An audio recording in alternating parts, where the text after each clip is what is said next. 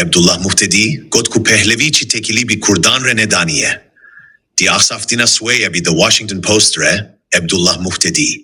Debire giştiye komela Kurdistana İran'e u endameki giringe hevpeymaniya 2023 got ku bikasi ku ev dizane, pehlevi jibo dest pekirine hevditinan bi partiyen Kurdi re tu tekili çenekiriye. Vizedekir ku pirrengiya etniki u siyasi yali İran'e, di siyaset, kiryaren vi u bernameyen vide naye nişandan.